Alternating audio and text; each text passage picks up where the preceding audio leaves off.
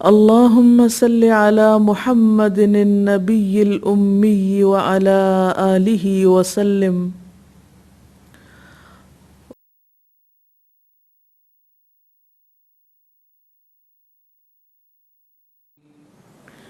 السلام علیکم ورحمۃ اللہ وبرکاتہ. نحمده ونصلی علی رسولہ الکریم. اما بعد فاعوذ باللہ من الشیطان الرجیم. بسم اللہ الرحمن الرحیم. رب اشرح لی صدری ویسر لی امری واحلل عقدۃ من لسانی یفقہوا قولی. عن ابی امامۃ عن رسول اللہ صلی اللہ علیہ وسلم انہ قال من احب للہ وابغض للہ واعطى للہ ومنع للہ فقد استکمل الایمان. رواہ ابو داود. سیدنا ابو امامہ رضی اللہ تعالی عنہ سے روایت ہے کہ رسول اللہ صلی اللہ علیہ وسلم نے فرمایا، جس نے اللہ تعالیٰ کے لیے محبت کی اور اللہ تعالیٰ کے لیے بغض رکھا، اور جس نے اللہ تعالیٰ کے لیے دیا اور اللہ تعالیٰ کے لیے روکا، تو اس نے اپنا ایمان مکمل کر لیا. اس حدیث میں کچھ اعمال کو اللہ تعالیٰ کے لیے کرنے کی فضیلت بیان کی جا رہی ہے. اللہ سبحانہ و تعالیٰ نے انسان کو بے شمار نعمتوں سے نوازا ہے، اور اس کے ساتھ ساتھ اس نے اپنے متقی اور پیارے بندوں کی صفت یہ بیان فرمائی ہے کہ وہ اس کی دی ہوئی نعمتوں میں دوسروں کو بھی شریک کرتے ہیں. وَمِمَّا رَزَقْنَاهُمْ يُنْفِقُونَ، اور اس میں سے جو رزق ہم نے انہیں عطا کیا ہے وہ خرچ کرتے ہیں. یعنی ساری نعمتیں صرف اپنے تک محدود نہیں رکھتے بلکہ دوسروں کا بھی اس میں حصہ لگاتے ہیں. اب جب کسی بھی نعمت میں دوسرے کو شریک کرنے کی بات آتی ہے، یعنی اپنی کوئی بھی چیز جب انسان کسی دوسرے کو دیتا ہے تو عام طور پر اس کے پیچھے کچھ ایسی اغراض ہوتی ہیں کہ جو صرف دنیاوی فائدوں تک محدود ہوتی ہیں، جبکہ اللہ تعالیٰ بندے سے کیا چاہتا ہے کہ بندہ جو کام بھی کرے وہ اللہ کی خاطر کرے، اللہ کی رضا کے لیے کرے. جیسے کہ پیچھے بھی ہم ایک حدیث پڑھ چکے ہیں کہ انما الاعمال بالنیات وانما لکل امرئ ما نوی، کہ اعمال کا دار و مدار نیت پر ہے اور ہر شخص کو وہی ملے گا جس کی اس نے نیت کی ہوگی، یعنی اس کے اعمال کی جزا اس کی نیت کے مطابق ہوگی.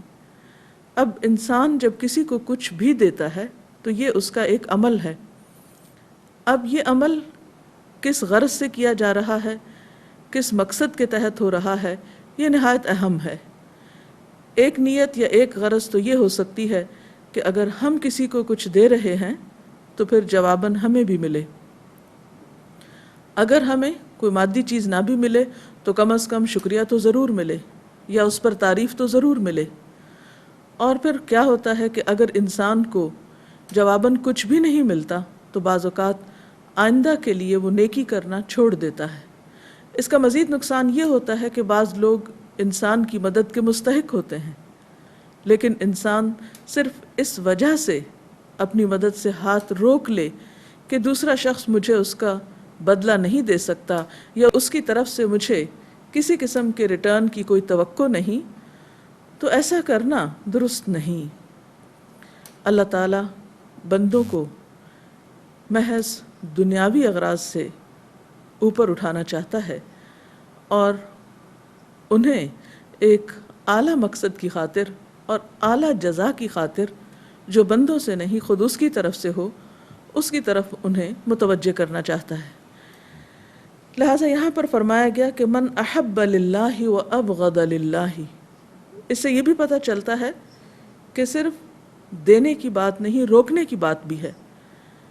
کہ جس نے اللہ کے لیے محبت کی اور اللہ کے لیے بغض رکھا اور پھر آتا للہ، اللہ کے لیے کسی کو کچھ دیا، ومنع للہ، اور اللہ کے لیے دوسرے سے کچھ روک بھی لیا یعنی نہیں دیا. تو عموماً نیکی کا کام یہ سمجھا جاتا ہے کہ صرف دینا نیکی ہے، روکنا نیکی نہیں. ہمارے دین میں اعتدال ہے جہاں بعض اوقات دینا نیکی ہے وہاں بعض اوقات دینے سے ہاتھ روک لینا بھی نیکی ہے، وہ بھی ایمان کا حصہ ہے۔ بلکہ ایمان مکمل ہی اس وقت ہوتا ہے جب دونوں پہلو سامنے ہوں، محبت کا بھی اور بغض کا بھی،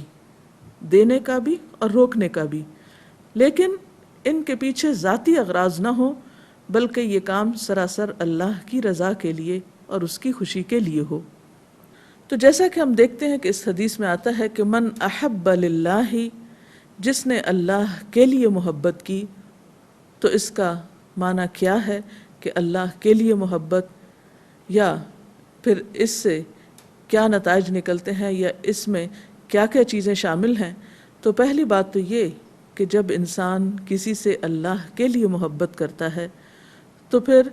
یقیناً کسی ایسے انسان سے ہی محبت کرتا ہے جو اللہ کی اطاعت کرنے والا ہوتا ہے۔ پھر انسان کی محبت کسی ایسے انسان کے لیے نہیں ہوتی جو اسے خدا سے غافل کرنے والا ہو، کیونکہ عموماً انسان اس شخص کے تابع ہوتا ہے جس سے وہ محبت کرتا ہے، انسان اس شخص کے دین پر ہوتا ہے جس سے وہ محبت کرتا ہے۔ اس لیے فرمایا کہ جس نے اللہ کے لیے محبت کی گویا اس سے محبت کی جسے دیکھ کر اللہ کی یاد آئے یا اللہ تعالیٰ کے دین پر چلنا آسان ہو جائے، کیونکہ محبت انسان کے اندر ایک روحانی طاقت کا بھی ذریعہ ہے، انسان کو ایک عزم اور استقلال بھی عطا کرتی ہے، انسان کے اندر استقامت بھی پیدا کرتی ہے، بہت سے مشکل کاموں کو آسان کر دیتی ہے۔ تو جب انسان اللہ کے لیے کسی سے محبت کرتا ہے تو اس کی محبت کا مرکز بھی درست ہوتا ہے۔ نمبر 2 یہ کہ پھر وہ اس انسان سے جواباً توقع نہیں رکھتا محبت کی، کیونکہ عموماً انسان کی خواہش یہ ہوتی ہے کہ جس سے وہ محبت کرتا ہے وہ جواباً ضرور اس سے محبت کرے، یہ ایک فطری سی خواہش ہوتی ہے، لیکن بسا اوقات ایسا ممکن نہیں بھی ہوتا۔ تو اس میں انسان پھر زمان و مکان کی قید سے بالا ہو کر محبت کرتا ہے، ضروری نہیں کہ وہ صرف ایسے انسان سے محبت کرے جو اس کے سامنے ہو یا اس کے پاس موجود ہو، پھر وہ ان تمام لوگوں سے، ان تمام انسانوں سے محبت کرتا ہے جو کہیں پر بھی ہوں یا کسی بھی دور اور کسی بھی زمانے میں ہوں، خواہ آج کے دور میں ہوں اور کسی اور جگہ پر ہوں، یعنی اس کے قریب ترین علاقے میں نہ بھی ہوں، یا یہ کہ وہ آج سے 1400 سال پہلے دنیا میں آئے ہوں۔ پھر اس کی محبت ایک مقصد کے لیے ہوتی ہے، ایک ذات کی خاطر ہوتی ہے، نہ کہ محض اپنے نفسانی اغراض کی خاطر۔ لہٰذا جب انسان اللہ کے لیے محبت کرے گا تو لازمی طور پر پھر اپنے معیار محبت کو بھی درست کرے گا، جو کہ دراصل مطلوب ہے۔ پھر اسی طرح ہم دیکھتے ہیں کہ اس محبت کی جو جزا بتائی گئی ہے وہ بھی بہت زبردست ہے۔ رسول اللہ صلی اللہ علیہ وسلم نے فرمایا، اللہ تعالیٰ فرماتے ہیں، حدیث قدسی ہے، وجبت محبتی للمتحابین فی والمتجالسین فی والمتزاورین فی والمتبادلین فی، میری محبت واجب ہو گئی ان لوگوں کے لیے جو میرے لیے آپس میں ایک دوسرے سے محبت کرتے ہیں، میرے لیے ایک دوسرے کے ساتھ مل کر بیٹھتے ہیں، میرے لیے ایک دوسرے سے ملاقات کرنے جاتے ہیں اور میرے لیے ایک دوسرے کے اوپر خرچ کرتے ہیں۔ گویا ایسے لوگوں سے اللہ تعالیٰ بھی محبت کرتا ہے جو بے غرض ہو کر صرف اس کی خاطر سب کچھ دینے والے ہوتے ہیں، حتیٰ کہ محبت جیسا خوبصورت جذبہ بھی۔ پھر اسی طرح ایک اور حدیث میں آتا ہے، حضرت ابو ہریرہ رضی اللہ تعالیٰ عنہ سے روایت ہے کہ جو شخص بیمار کی عیادت کرے یا اللہ کی رضا کی خاطر اپنے بھائی کی زیارت کرے، یعنی ملاقات کو جائے، تو اس کو پکارنے والا پکارتا ہوا کہتا ہے کہ تجھے مبارک ہو، تیرا چلنا بہتر ہو اور تجھے جنت میں اترنے کی جگہ میسر آئے۔ حالانکہ بظاہر دیکھنے میں ایک معمولی کام لگتا ہے، انسان دنیاوی مقاصد کی خاطر بھی ایک دوسرے سے ملاقات کرتا ہے، ایک دوسرے کے پاس آنا جانا لوگوں کا لگا رہتا ہے، لیکن جب انسان کی نیت درست ہوتی ہے اور انسان کسی پر احسان جتانے کے لیے نہیں بلکہ اللہ کی خوشی کی خاطر کسی بیمار کی عادت یا پھر کسی کی ملاقات کے لیے جاتا ہے، تو جواباً پھر اللہ تعالیٰ کی طرف سے اس کے لیے بھی ایک مبارکباد کا پیغام آتا ہے۔ پھر اسی طرح ایک اور حدیث میں آتا ہے، حضرت ابو ہریرہ رضی اللہ تعالیٰ عنہ سے روایت ہے کہ میں رسول اللہ صلی اللہ علیہ وسلم کے ساتھ تھا، آپ نے فرمایا کہ جنت میں یاقوت کے ستون ہیں اور ان پر زبرجد کے بالا خانے بنے ہوئے ہیں جن کے دروازے کھلے ہوئے ہیں، وہ ایسے جگمگاتے ہیں جیسے چمکدار ستارہ جگمگاتا ہے۔ لوگوں نے پوچھا، اے اللہ کے رسول صلی اللہ علیہ وسلم، وہ رہنے کے لیے کس کو ملیں گے؟ آپ نے فرمایا، جو آپس میں اللہ کے لیے محبت رکھتے ہیں اور اللہ ہی کے لیے مل بیٹھتے ہیں اور اللہ ہی کے لیے ایک دوسرے سے ملاقات کرتے ہیں۔ ایک اور حدیث سے ہمیں یہ پتہ چلتا ہے کہ قیامت کے دن ایسے لوگ اللہ تعالیٰ کے عرش کے سائے تلے ہوں گے، انبیاء اور شہداء ان پر رش کر رہے ہوں گے جنہوں نے اللہ کی خاطر ایک دوسرے سے محبت کی ہوگی۔ پھر یہاں اس حدیث سے ہمیں یہ بھی پتہ چلتا ہے کہ صرف اللہ کی خاطر محبت ہی نہیں بلکہ اللہ کی خاطر بغض بھی ضروری ہے۔ بغض کا کیا معنی ہے؟ بغض کا معنی کسی کے لیے دل میں برے جذبات رکھنا، نفرت رکھنا۔ کیا ہمارے دین میں کسی کے لیے نفرت کرنا بھی جائز ہے؟ جی ہاں، ایسے لوگوں کے لیے جو خود دین سے نفرت رکھتے ہوں، لیکن مراد اس سے یہ ہے کہ ان انسانوں سے نفرت نہیں بلکہ ان عادات سے کہ جو انہیں لوگوں کی نگاہ میں قابل نفرت بناتی ہیں یا اللہ کی نگاہ میں قابل نفرت بناتی ہیں۔ اور جب انسان کے دل میں کسی کی خاص برائی سے نفرت ہوگی تو پھر لازمی طور پر وہ اس کے لیے کوشش بھی کرے گا کہ اس سے اس برائی کو دور کیا جائے۔ اور یہ نفرت کسی کے لیے منفی جذبات رکھنے کا نام نہیں بلکہ اس کی خیرخواہی اور اس کی اصلاح کے منصوبے بنانے کے لیے ایک پلیٹ فارم مہیا کرنا ہے تاکہ انسان دوسرے کے لیے ایک ہمدردی رکھتے ہوئے اس سے خیرخواہی کرے یا اس سے خیرخواہی کا حق ادا کرے۔ پھر اسی طرح اسی حدیث میں آتا ہے کہ اللہ کے لیے کسی کو کچھ دیا، یعنی انسان مال میں سے یا اپنے علم میں سے، حتیٰ کہ معمولی سی بھی کوئی چیز جو انسان کو زندگی میں ملی ہو، اسے جب وہ دوسروں کے ساتھ شیئر کرے تو اس میں بھی اس کی نیت اللہ کی رضا ہو، نہ کہ کسی انسان پر احسان جتانا یا دکھاوا کرنا یا شہرت کی طلب اس کے ذریعے رکھنا۔ اور پھر اسی طرح بعض اوقات انسان جب کسی سے کچھ روکے تو بھی اللہ کے لیے روکے۔ دینے کی بات تو عام سمجھ میں آتی ہے کہ کسی کو کچھ دینا اللہ کی خاطر ہو، لیکن روکنے کا کیا معنی ہے؟ یعنی اللہ کی خاطر روکنا کیسے؟ اللہ کی خاطر روکنے کا معنی یہ ہے کہ جب آپ کو یہ پتہ چل جائے کہ آپ کے تعاون سے یا آپ کی مدد سے دوسرا شخص کوئی غلط کام کرے گا یا کسی ظالم کا ساتھ دے گا یا کسی گناہ کے کام میں ملوث ہوگا تو پھر آپ اپنی مدد سے ہاتھ کھینچ سکتے ہیں۔ قرآن پاک کی ایک اور آیت میں آتا ہے، تعاونوا علی البر والتقوی ولا تعاونوا علی الاثم والعدوان، نیکی اور تقوی کے کاموں میں ایک دوسرے سے تعاون کرو لیکن گناہ اور زیادتی کے کاموں میں ایک دوسرے کے ساتھ تعاون مت کرو۔ گویا دین میں اعتدال اسی وقت ہو سکتا ہے جب محبت اور نفرت اللہ کے لیے ہو، جب کسی کو کچھ دینا اور اس سے روکنا اللہ کے لیے ہو اور اس میں اپنی ذاتی اغراض اور اپنی نفسانی خواہشات شامل نہ ہوں۔ اگر اس سلسلے میں مزید آپ کے ذہن میں کوئی استفسار ہے تو آپ کر سکتے ہیں۔ جی، ابھی جیسا کہ ہم نے اس حدیث میں پڑھا جو کہ بہت خوبصورت حدیث ہے کہ ایک جس میں کرائٹیریا دے دیا گیا ہے کہ اللہ سے محبت، یعنی انسان کی اس چیز کو پہچان لے کہ جو کچھ وہ دے رہا ہے یا جو کچھ وہ روک رہا ہے وہ سب اللہ ہی کی خاطر ہو۔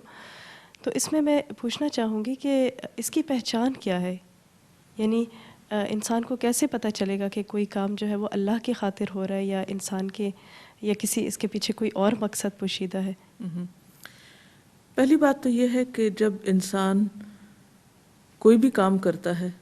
تو اس کا دل اس پر گواہی دیتا ہے، اس کا ضمیر اسے بتاتا ہے کہ اس نے کوئی کام کس لیے کیا ہے۔ قرآن پاک میں اللہ تعالیٰ فرماتے ہیں بل الانسان علی نفسہ بصیرۃ ولو القی معاذیرہ، بلکہ انسان اپنے نفس پر خود گواہ ہے، یعنی دیکھنے والا ہے، اس کو اپنے آپ سے خوب آگاہ ہے، خواہ اس پر وہ کتنی ہی معذرتیں کرے، یعنی ایک غلطی کرنے کے بعد کتنے ہی اس کے عذر تراشے، لیکن اس کو پتہ ہوتا ہے کہ اس نے خود کیا کیا ہے۔ تو پہلی بات تو خود انسان کے اپنے اندر کی آواز ہے۔ دوسری چیز یہ کہ انسان ایسی نیکی کا کام کر کے پھر پچھتاتا نہیں، اور اللہ کی خاطر کوئی کام کرنے کا اصل فائدہ بھی یہ ہے کہ انسان اس کام کے کرنے کے بعد مطمئن ہو جاتا ہے، خواہ اس کے بعد حالات یا نتائج اس کے فیور میں ہوں یا اس کے خلاف جا رہے ہوں۔ تیسری بات یہ کہ جب انسان اللہ کے لیے کوئی کام کرتا ہے تو اس راستے میں اگر کوئی مشکل آتی ہے یا رکاوٹ آتی ہے یا کوئی ناپسندیدہ چیز آتی ہے تو اس مشکل کی وجہ سے وہ اس راستے کو چھوڑتا نہیں۔ مثلا صحابہ کرام نے اللہ کے رسول صلی اللہ علیہ وسلم سے محبت کی، اور سچی محبت، اس کے بعد انہوں نے اپنی جانیں بھی قربان کی، اپنے گھر بار بھی چھوڑے، اپنا سب کچھ لگایا، لیکن کسی نے پلٹ کر ایک دن بھی کوئی ایک ایسا لفظ نہیں بولا جس سے کوئی پچھتاوا ٹپکتا ہو۔ ہمیں اسلام نے کیا دیا یا ہمیں رسول اللہ صلی اللہ علیہ وسلم سے نعوذ باللہ کیا ملا کہ ہمیں اتنی قربانیاں کرنی پڑی، اور آخری وقت تک انہیں بھوک بھی کاٹی، تکلیف بھی، مخالفتیں بھی، سب و شتم بھی۔ یعنی کون سی ایسی آزمائش ہے کہ جو ان لوگوں پر نہیں آئی، لیکن وہ ہر حال میں ثابت قدم رہے، کیونکہ انہوں نے اللہ اور اس کے رسول صلی اللہ علیہ وسلم سے محبت کا دعویٰ کیا تھا۔ ایک شخص آپ کے پاس آتا ہے اور کہتا ہے اللہ کے رسول صلی اللہ علیہ وسلم مجھے آپ سے بہت محبت ہے۔ آپ نے فرمایا کہ تم نے جو کچھ کہا ہے اس پر غور کر لو، اس لیے کہ اگر تمہیں مجھ سے محبت کا دعویٰ ہے تو پھر فقر و فاقہ کا مقابلہ کرنے کے لیے تیار رہو۔ یعنی مجھ سے محبت کا دعویٰ آسان نہیں ہے، اس میں قربانی بھی کرنی پڑے گی، اور آپ دیکھیے کہ ہر محبت قربانی مانگتی ہے۔ تو اللہ اور اس کے رسول صلی اللہ علیہ وسلم سے محبت یا اللہ کی خاطر جو محبت ہوتی وہ بھی قربانی مانگتی۔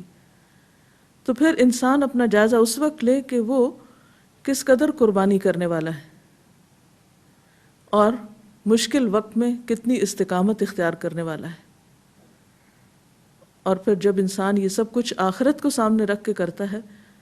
تو پھر اس کے اٹھے ہوئے قدم واپس نہیں پلٹتے کسی بھی خیر اور بھلائی کے مقصد میں، اور اس کو کوئی ریگریٹس نہیں ہوتی، بلکہ وہ استقامت کے ساتھ نیکی میں آگے بڑھتا چلا جاتا ہے۔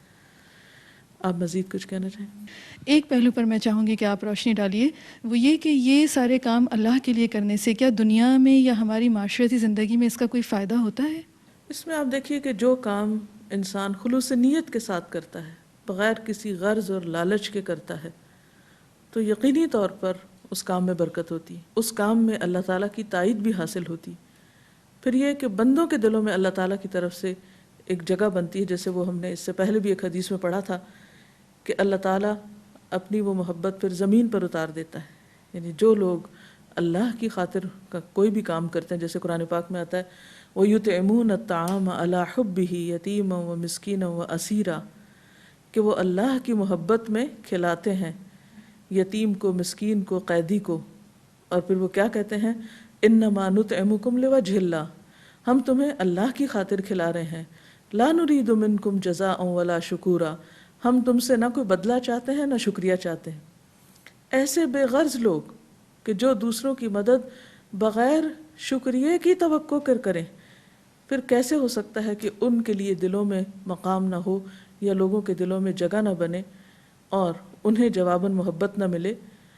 عام طور پر اگر مخالفت ہو بھی ایسے لوگوں کی تو بھی ان سے محبت کرنے والے زیادہ ہوتے ہیں۔ اس سے معاشرے کے اندر ایسی مثالیں جنم لیتی ہیں بے غرضی کی کہ جس سے ایک ایسا معاشرہ وجود میں آتا ہے کہ جہاں پر ایک دوسرے کے لیے دل وسیع ہوتے ہیں، ایک دوسرے کے لیے احترام ہوتا ہے، ایک دوسرے کے ساتھ ایک تعاون اور ایک سکون اور خوشی کی فضا جنم لیتی ہے۔ تو یہ طرز عمل جو ہے اگر چند لوگوں کے اندر بھی پیدا ہو جائے تو اوور آل معاشرے کے اندر جو انسانی تعلقات ہیں ان میں بہت بہتری کے امکانات ہوتے ہیں۔ جی، آپ کی اسی بات کو آگے بڑھاتے ہوئے ایک اور بات میں آپ سے پوچھنا چاہوں گی کہ اللہ کے لیے دینا جو ہے اس میں تو پھر بھی ایک طرح سے آپ دے رہے ہوتے ہیں لوگوں کو، تو انسانوں کے اندر اس کی خوشی لینے کی ہوتی ہی ہے بہرحال. لیکن جب اللہ کی خاطر روکا جائے، کوئی چیز ان کو نہ دی جائے، تو اس سلسلے میں جو ایک طرح سے آپ کو مخالفت کا سامنا کرنا پڑتا ہے، تو ایسی صورت میں کیسا رویہ اختیار کرنا چاہیے؟ اس میں آپ دیکھیں پھر کئی چیزیں آ جاتی ہیں. مثلا نمبر 1، جب آپ کا روکنا بھی شفقت کے ساتھ ہوگا، خیرخواہی پر مبنی ہوگا، خلوص پر مبنی ہوگا، تو وقتی طور پر اگرچہ وہ دوسرے کو ناگوار گزرے گا، لیکن انشاءاللہ وہ اخلاص آپ کا ضرور اثر انداز ہوگا، اور دوسرا آپ کے اس روکنے کی اصل حقیقت کو جلد جان لے گا. اس کی مثال یہ ہے کہ جیسے والدین ہوتے ہیں، مثلا مائیں بچوں کو بہت سی چیزوں سے روکتی، زیادہ میٹھا کھانے سے، یا دھوپ میں کھیلنے سے، یا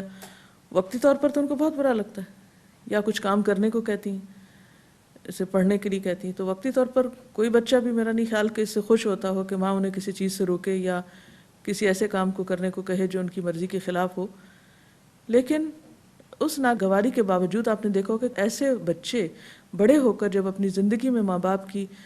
ان باتوں کا جو بظاہر تکلیف دہ ہیں بچپن میں برا بھی مناتے تھے، تو بڑے ہو کر وہی اپریشیٹ کرتے ہیں کہ اللہ کا شکر ہے کہ ہمیں ایسے والدین ملے جنہوں نے ہمیں اچھے برے میں فرق سکھایا. تو اسی طرح جب کسی سے کوئی چیز روکی جاتی ہے، مثلا ایک شخص بیمار ہے گھر میں اور اس کو میٹھا کھانا منع ہے، اور وہ خود سے نہیں رک رہا اور کوئی اسے روکتا ہے اور ایک اچھی نیت کے ساتھ روکتا ہے، اس کی اپنی اس میں کوئی غرض نہیں، تو بظاہر دیکھنے میں یہ چیز تکلیف دہ ہوگی، لیکن بعد میں وہی شخص اپنے روکنے والے کے لیے بھی شکر گزار ہوگا. تو یہی چیز باقی معاملات میں بھی ہے کہ جب ہم روکیں تو روکنے کا انداز، یا ہم روکیں تو روکنے کے پیچھے بھی ویسی ہی خیرخواہی اور محبت ہو جیسی دینے کے پیچھے. اسی طرح جیسے ابھی میں نے بغض کی بات کی تھی یا نفرت کی بات کی تھی، تو نفرت ہمیں کسی بھی انسان سے بذات خود نہیں ہوگی، بلکہ اس کے اندر جو خرابیاں ہیں یا جو خامیاں ہیں ان سے ہوگی، اور اس کے پیچھے بھی ایک گہری خیرخواہی کا جذبہ ہوگا. یعنی وہ نفرت بھی ایسی نفرت نہیں کہ جس میں ریجیکشن ہوگی. مثلا نبی صلی اللہ علیہ وسلم کی مثال ہمارے سامنے ہے کہ دین کے وہ دشمن اور وہ لوگ جو آپ کی جان کے بھی دشمن تھے اور جن کی منافقت کھل چکی تھی، روز روشن کی طرح واضح تھی. مثلا عبداللہ بن ابی کی منافقت کا حال کس کو معلوم نہیں، لیکن جب آپ کو بلایا گیا اس کا جنازہ پڑھنے کے لیے تو آپ پھر تشریف لے گئے. پھر اسی طرح ہم دیکھتے ہیں کہ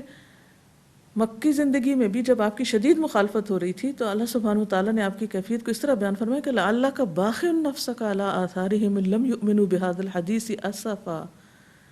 کہ لگتا ہے کہ آپ اپنے آپ کو ہلاک کر ڈالیں گے ان کے پیچھے افسوس کر کر کے کہ یہ ایمان کیوں نہیں لاتے. تو اللہ کی خاطر محبت کرنے والے اور اللہ کی خاطر بغض رکھنے والے شدید خیرخواہی کے جذبے سے لبریز ہوتے ہیں، اور جب تک شدید قسم کی خیرخواہی نہ ہو پیچھے یہ کام مشکل ہوتا ہے. اس کے ساتھ ہی ہمارے آج کے پروگرام کا وقت اختتام کو پہنچ رہا ہے. اجازت چاہتے ہیں. السلام علیکم ورحمۃ اللہ وبرکاتہ.